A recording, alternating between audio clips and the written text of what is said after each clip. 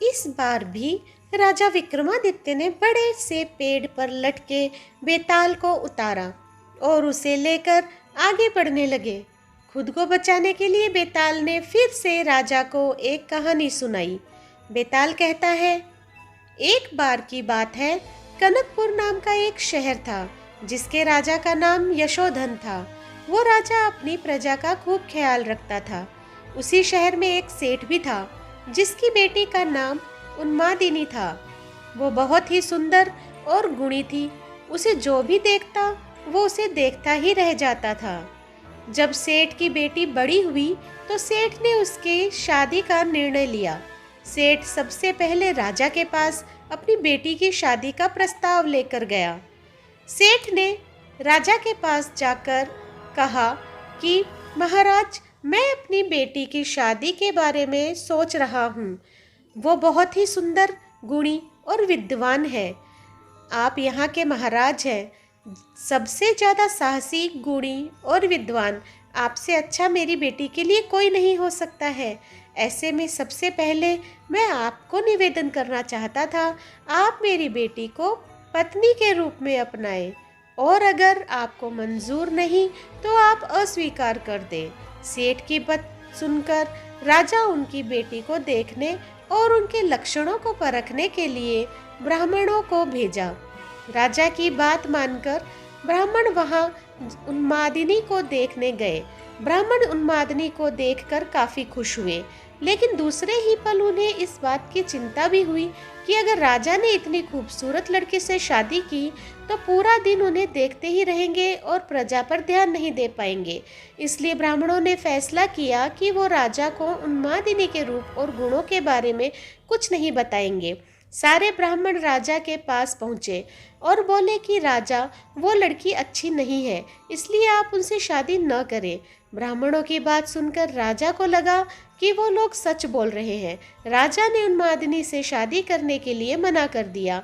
फिर सेठ ने राजा की अनुमति से राजा के सेनापति बलधर के साथ अपनी बेटी का विवाह करा दिया।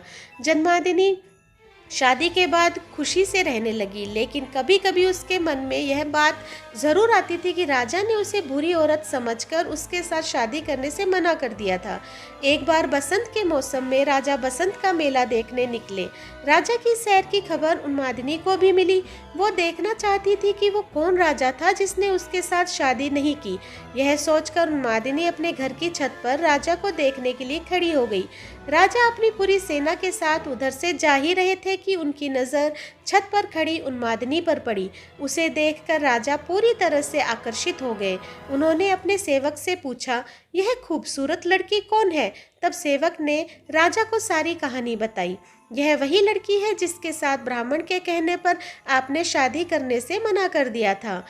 बाद में इसकी शादी सेनापति बलधर के साथ हो गई थी। पूरी बात सुनकर राजा को गुस्सा आया और उसने ब्राह्मणों को नगर छोड़ने की सजा दे दी।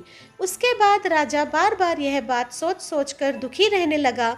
उसे बार बार शर्म भी आ रही थी कि वो एक ऐसी लड़की के बारे में सोच रहा था जो पहले से ही शादीशुदा है।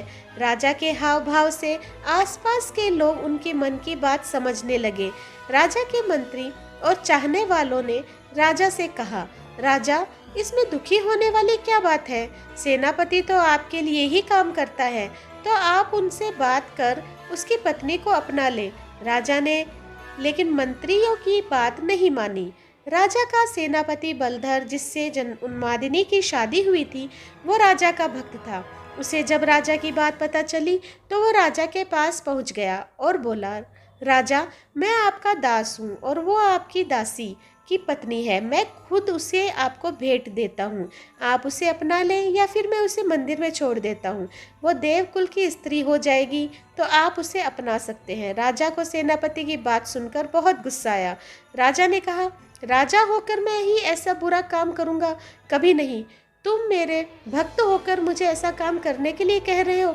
अगर तुम अपनी पत्नी को नहीं अपनाओगे तो मैं तुम्हें कभी माफ़ नहीं करूँगा। राजा मन ही मन उन्मादिनी के बारे में सोचते सोचते मर गया। सेनापति राजा की मौत से बहुत दुखी हुआ और इस बात को सह नहीं पाया। उसने अपने गुरु को सब बात बताई। उसके गुरु ने कहा, सेनापति का धर्म होता है कि वो राजा के लिए अपनी जान दे। यह बात सुनकर सेनापति ने राजा के लिए बनाई गई चिता में कूदकर अपनी जान दे दी। यह बात सेनापति की पत्नी उन्मादिनी को पता चली तो उसने भी पति के लिए अपने प्राण त्याग दिए। इतना बताने के बाद बेताल ने राजा विक्रमादित्य से सवाल पूछा, बताओ राजन, राजा और सेनापति में सबसे ज्यादा हिम्मत वाला कौन था? विक्रमादित्य बोला, राजा सबसे अधिक साहसी था क्योंकि उसने राजधर्म निभाया। उसने सेनापति के कहने पर भी उन्मादिनी को नहीं अपनाया और खुद मरना ही सही समझा। सेनापति एक अच्छा सेवक था। अपने राजा के लिए उसने अपनी जान दे दी। इसमें कोई चौंकने वाली बात नहीं है। असली हिम्मत वाला तो राजा था, जिसने अपने धर्म और कर्म को अनदेखा नहीं किया। विक्रमादित्य का जवाब सुनकर बेताल खुश हुआ और हर बार की तरह पेड़ पर जाकर लटक गया।